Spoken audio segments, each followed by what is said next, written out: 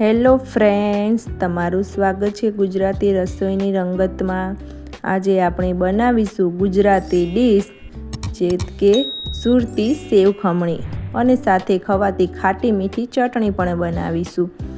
આ સેવ ખમણી એકદમ ઓછા સમયમાં બનીને તૈયાર થાય છે અને એકદમ સરસ છૂટી છૂટી બનીને તૈયાર થશે।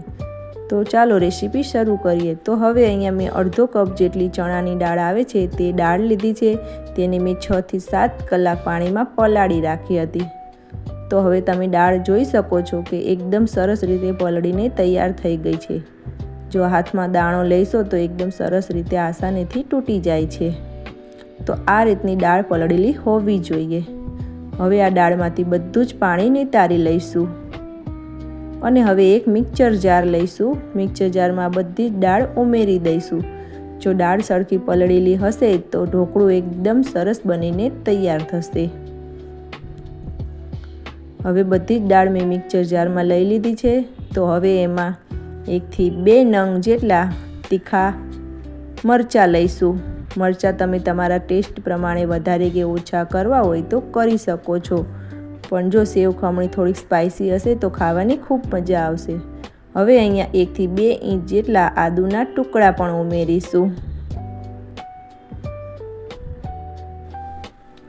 જો તમારે લસણ સેવ ખમણી બનાવવી હોય તો આ સમયે તમારે 4 થી 5 કણી જેટલું લસણ પણ ઉમેરી દેવાનું, પણ હું આજે સાદી સેવ ખમણી બનાવું છું એટલે લસણ નથી ઉમેરતી।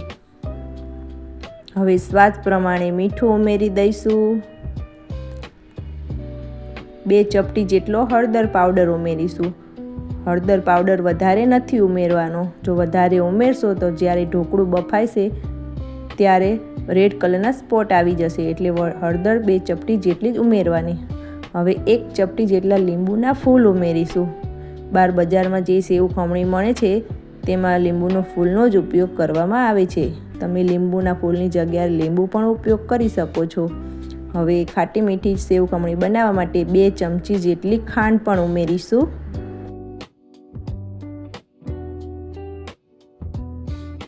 હવે આમાં 1/4 કપ જેટલું પાણી ઉમેરીશું। પાણી વધારે નથી ઉમેરવાનું, જો વધારે પાણી ઉમેરશો તો આપણું બેટર એક ઢીલું થઈ જશે અને ઢોકળું બરોબર નહીં બને। તો 1/4 કપ જેટલું જ પાણી ઉમેરું। હવે ઢાંકણ બંધ કરીને એકદમ સરસ રીતે થોડુંક દરદરું રહે તે રીતનું ખીરું બનાવી લઈશું। તો તમે જોઈ શકો છો કે મારું આ બેટર એકદમ સરસ રીતે બનીને તૈયાર થઈ ગયું છે। થોડુંક દરદરું હશે તો સેવ ખમણી સરસ છૂટી છૂટી બનશે અને આમાં ચણાની દાળ આખી ન રળી જાય તેનું ખાસ ધ્યાન રાખવું। તો હવે આ બધું જ બેટર આપણે એક બાઉલમાં લઈ લઈશું।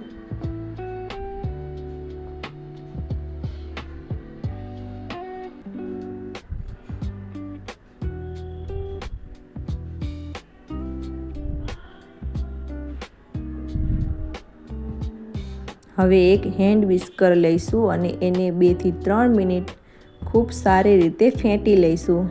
જેમ બેટર ફેંટશો તેમ એકદમ લાઇટ કલરનું થશે અને ફ્લફી બેટર બની જશે। તો હવે 2 મિનિટ થઈ ગઈ છે અને મારું બેટર એકદમ સરસ રીતે ફેંટાઈ ગયું છે। તમે જોઈ શકો છો આપણું આ બેટર કેટલું એકદમ સરસ બનીને તૈયાર થયું છે। આ રીતની આની થિકનેસ રાખવાની। જો આ સમયે તમારે બેટર પતલું થઈ ગયું હોય તો આમાં 2 થી 3 ચમચી જેટલો રવો ઉમેરશો એટલે બેટર થોડુંક થીક થઈ જશે। હવે આ બેટરને આપણે 10 થી 15 મિનિટ ઢાંકીને રહેવા દઈશું। આ પ્રોસેસ કરવી ખૂબ જ જરૂરી છે। જો તમે બેટરને ઢાંકીને રહેવા દઈશો તો આપણા ઢોકળા એકદમ સરસ રીતે બનીને તૈયાર થાય છે। તો હવે 15 મિનિટ થઈ ગઈ છે, તો હવે આપણું બેટર એકદમ સરસ સેટ થઈ ગયું છે। તમે જોઈ શકો છો આપણું બેટર કેટલું સરસ બનીને તૈયાર થયું છે। હવે આમાં અડધી ચમચી જેટલો ઈનો ઉમેરીશું। તમે ઈનાની જગ્યાએ ખાવાના સોડા પણ ઉમેરી શકો છો, પણ ઈનાનું રિઝલ્ટ એકદમ સરસ આવે છે। હવે ઉપર 2 ચમચી જેટલું પાણી ઉમેરીશું અને એકદમ સરસ રીતે ફેંટી લઈશું।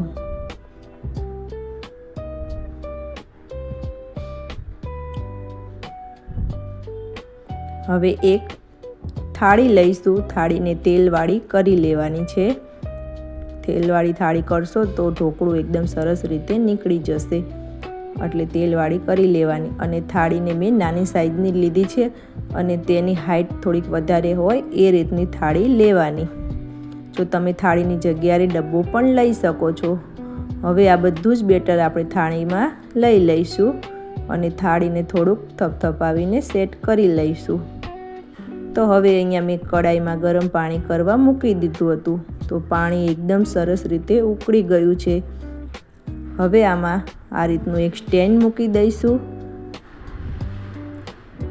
અને ઉપર એક કાણાવાળી ડીશ મૂકી દઈશું. અને હવે જે આપણે ઢોકળાની થાળી તૈયાર કરીને રાખી હતી તેને પણ આમાં ઉપર મૂકી દઈશું. હવે આને અને આ રીતે ઢાંકણાને કોટનનું કપડું બાંધવાથી આપણા ઢોકળા ઉપર પાણીના વરાળના ટીપા નથી પડતા. તો આ રીતે કોટનનું કપડું બાંધી લેવું. હવે આને મીડિયમ ગેસ ઉપર 10 થી 15 મિનિટ સુધી ઢોકળાને ચડવા દઈશું. મીડિયમ ગેસ રાખવાનો છે. હવે 15 મિનિટ થઈ ગઈ છે તો આપણે જોઈ લઈએ ઢોકળા એકદમ સરસ રીતે બફાઈને તૈયાર થઈ ગયા છે. તમે આ રીતે ચપ્પાથી ચેક કરશો તો ચપ્પુ એકદમ સરસ ક્લીન આવે છે. એટલે ઢોકળા એકદમ સરસ બની ગયા છે અને ફૂલી પણ ગયા છે. હવે આ થાળીને બહાર કાઢી લઈશું અને એકદમ સરસ રીતે ઠંડી થવા દઈશું. ઠંડી થયા પછી એક મોટા વાસણમાં ઢોકળાને બહાર કાઢી લઈશું. હવે આને તમે જોઈ શકો છો આમાં કેટલી સરસ જાળી પડીને તૈયાર થયા છે. હવે આને આપણે એકદમ ઝીણો ભૂકો કરવાનો છે. તો તમે જોઈ શકો છો કે આપણા ઢોકળા કેટલા સરસ બન્યા છે. હવે આ રીતે બધો ઝીણો ભૂકો કરી લઈશું. તમે આની જગ્યાએ ખમણીથી પણ ઝીણો ભૂકો કરી શકો છો. હવે આમાંથી આપણે એક ઢોકળાનો કટકો સાઈડમાં રહેવા દઈશું. જે આપણે આગળ ખાટી મીઠી ચટણી બનાવવાની છે તેમાં ઉપયોગમાં લઈ લઈશું. તો હવે આ બધો જ ભૂકો તૈયાર થઈ ગયો છે. તો જો કેટલી એકદમ સરસ છૂટી છૂટી બનીને તૈયાર થઈ છે. હવે વઘાર કરી લઈશું. તો એક કઢાઈમાં બે મોટી ચમચી જેટલું તેલ ઉમેરી દઈશું. તેલ ગરમ થાય એટલે એમાં એક મોટી ચમચી જેટલી રાઈ ઉમેરી દઈશું. હવે રાઈ ફૂટે એટલે ચપટી જેટલી હિંગ ઉમેરી દઈશું. થોડાક ઝીણા સમારેલા મરચાં ઉમેરી દઈશું અને થોડાક મીઠા લીમડાના પાન ઉમેરી દઈશું. તો હવે આ વઘારને એકદમ સરસ રીતે સાતડી લેવાનો છે. તો હવે તમે જોઈ શકો છો કે મરચાં અને લીમડો એકદમ સરસ રીતે સતળાઈ ગયું છે. હવે આમાં 1/4 કપ જેટલું પાણી ઉમેરીશું. પાણી વધારે નથી ઉમેરવાનું. 1/4 કપ જેટલું જ પાણી ઉમેરવાનું છે. પાણી ઉમેરવાથી આપણી સેવ ખમણી ઠંડી થયા પછી પણ એકદમ સરસ સોફ્ટ રહેશે. હવે આમાં 2 ચમચી જેટલી દળેલી ખાંડ ઉમેરી દઈશું. તો સેવ ખમણી ખાતી વખતે એકદમ ખાટો મીઠો સ્વાદ આવશે. હવે આ પાણીને 1 મિનિટ માટે ઉકાળી લઈશું.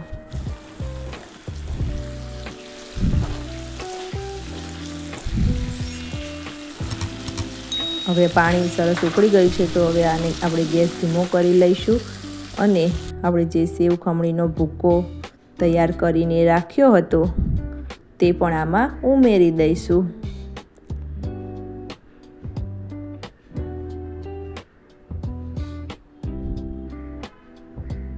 હવે આ બધો વઘાર સેવ ખમણીના ભૂક્કામાં સરસ રીતે મિક્સ કરી લેવાનો છે. તો તમે જોઈ શકો છો કે આપણી સેવ ખમણી કેટલી સરસ છૂટી છૂટી બનીને તૈયાર થઈ છે.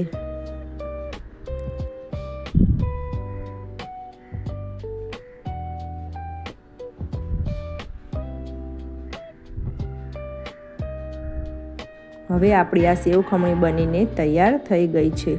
તો હવે એને સાઈડ ઉપર રાખીશું અને આપણે ચટણી બનાવી લઈશું. તો હવે એક મિક્સર જાર લઈશું. એમાં 1 કપ જેટલા દાંડી સાથે લીલા ધાણા લીધા છે તે પણ આમાં ઉમેરી દઈશું અને થોડાક ફુદીનાના પાન પણ ઉમેરી દઈશું.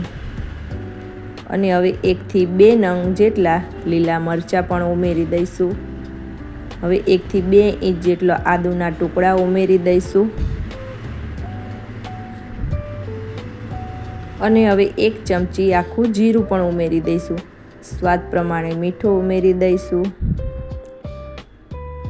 હવે 1 ચમચી ખાંડ ઉમેરી દઈશું અને 1 થી 2 ચમચી જેટલો લીંબુનો રસ ઉમેરી દઈશું. હવે આપણે જે ઢોકળાનો ટુકડો રાખ્યો હતો તેના ટુકડા કરીને પણ આમાં ઉમેરી દઈશું. બહાર બજારમાં જે સેવ ખમણીની ચટણી બને છે તેમાં આ રીતે ઢોકળાનો ઉપયોગ કરીને ચટણી બનાવવામાં આવે છે. હવે 2 થી 3 બરફના ટુકડા ઉમેરી દઈશું જેથી ચટણીનો કલર એકદમ સરસ ગ્રીન જળવાઈ રહે. હવે મિક્સરમાં ગ્રાઇન્ડ કરી લઈશું. તો તૈયાર છે આપણી એકદમ ખાટી મીઠી અને સ્પાઇસી ચટણી. આ સેવ ખમણી સાથે ખાવાની ખૂબ જ મજા આવે છે અને આ ચટણીનો કલર એકદમ સરસ ગ્રીન છે. તો તમે જોઈ શકો છો કે કેટલી સરસ ગ્રીન છે. હવે આપણે થાળીમાં સર્વ કરી લઈશું. હવે એક ડીશમાં આપણે સેવ ખમણી લઈ લઈશું. ઉપરથી થોડાક ઝીણા સમારેલા કોથમીરના પાન ઉમેરી દઈશું અને ઉપર જે નાયલોન ઝીણી સેવ આવે છે તે પણ ઉપર ઉમેરી દઈશું અને હવે થોડાક દાડમના દાણા પણ ઉમેરી દઈશું.